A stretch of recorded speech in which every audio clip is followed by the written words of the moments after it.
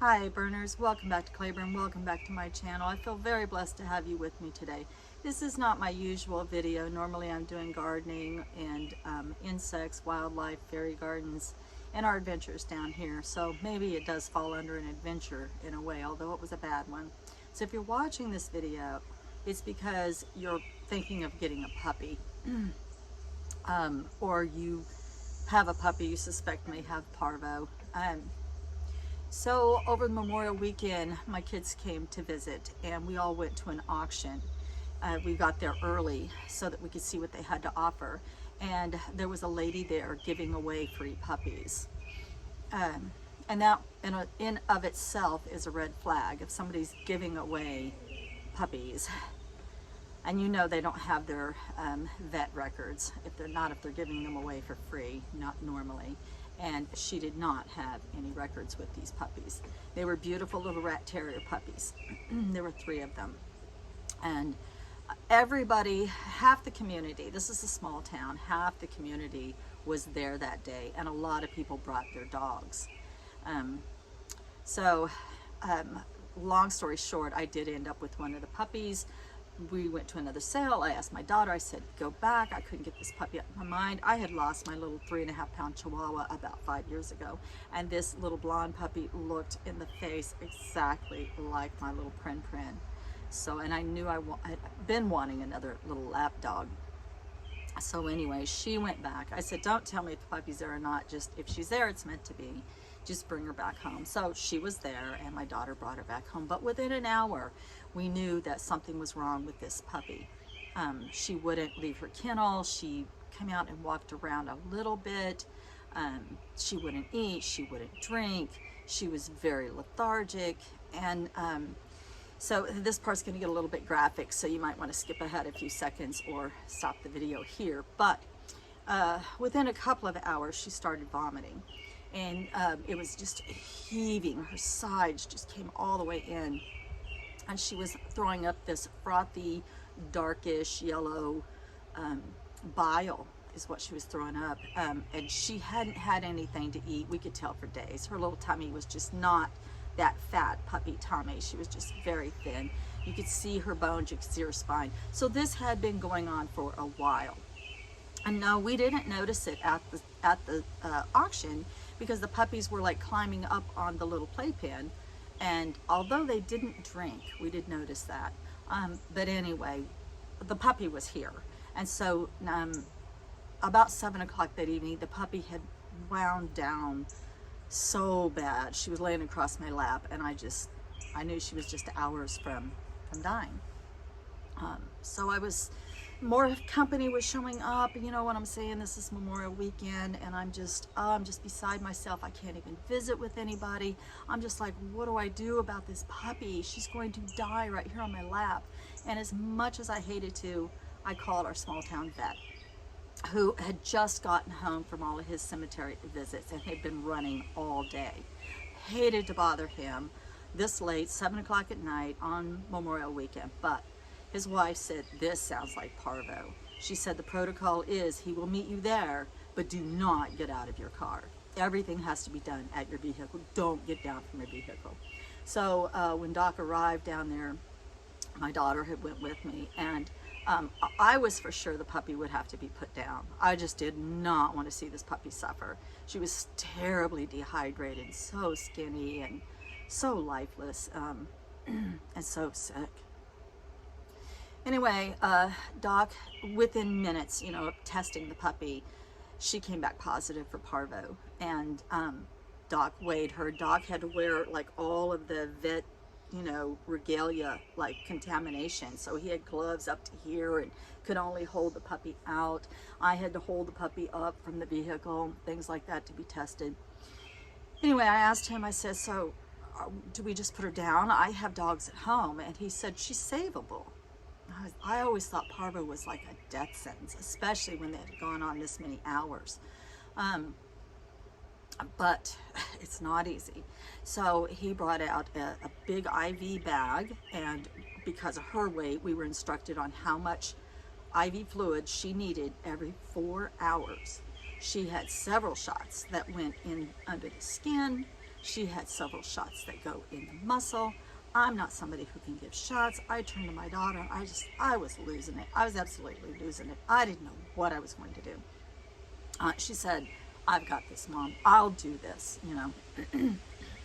So we brought the puppy back, and in a thunderstorm in the middle of the night, my daughter was giving the puppy IVs. Incredible where she found the strength to do this, because she's, you know, never had this kind of experience before either. But she found the strength within herself to pull the puppy through the night. And then, of course, the injections started the next day, and those IVs had to be done every 4 hours. It was a nightmare. It was an absolute nightmare. It's a nightmare that hasn't ended yet, and this is the next weekend. So anyway, she had to leave. They had to go home, her and my son-in-law, and so they brought the puppy back to the city with them. And she continued to give her treatments, and she would have to come up from work and check on her and things like that. Well, eventually the puppy started to improve, and she was able to lick ice, and then eventually she could lick rice, ice, water. And then I think my daughter boiled up some bland chicken, and she ate a little bit of that, and she was making a real turnaround. And then the diarrhea started, and so you have to go through that whole thing, and that's the shedding process. So as the virus is being killed through the medication, the puppy will shed it out of its body through feces on the ground. Once that happens, your ground is contaminated. Your land has become contaminated. You can't let another dog walk there. I don't know for how long. Everything I read, some things say years, some say months. There's nothing you can do. You can't make it go away. This virus is nasty. It's nasty. And on surfaces, our vet told us the only thing you can do on surfaces is use 1 gallon of water to, I think it was half a cup or quarter cup of bleach. I can't remember. And your shoes, you have to do the bottoms of your shoes. You have to clean your porch. You have to clean everywhere you've walked. You have to clean your vehicle, your rugs, your laundry, your tabletops, everything.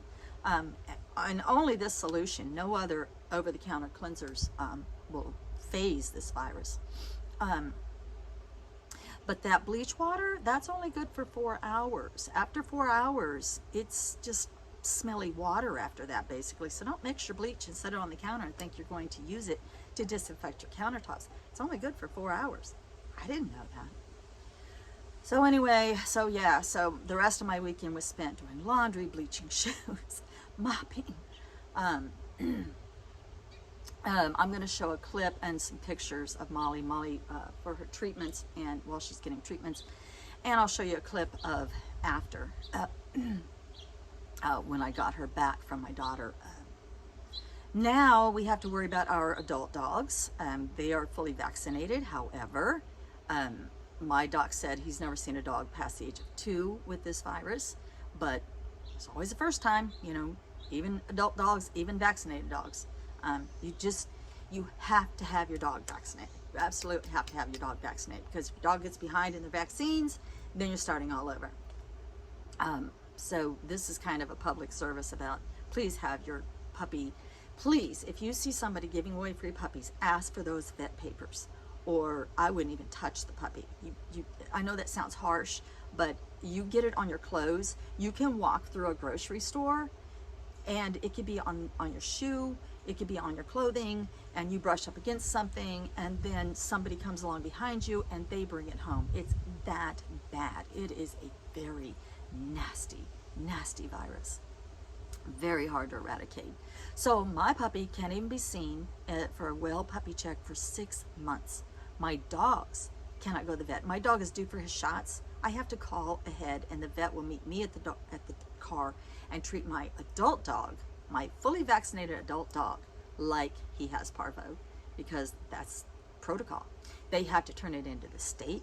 My vet called the owner of the auction that night and told him that his land is now contaminated. Everybody that was there, if he knows anybody that had their dog with them, or the other people who got the puppies, please call them and tell them immediately. And then, like I said, they have to report to the state. about a case, an outbreak in your area.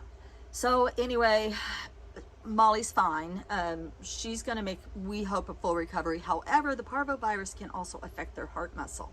And so she will always, you know, have that going on with her. She may or may not have a normal heart muscle. And then our dogs, you know, we just have to keep an eye on our dogs now.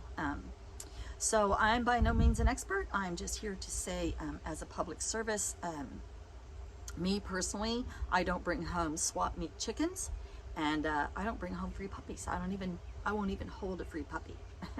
Nope. If that puppy doesn't have its papers, I'm not even going to touch it. So I'll show the clip of the pictures of Mollie and how she is now, so you guys can meet her. All right, guys, much love and light. Blessed be.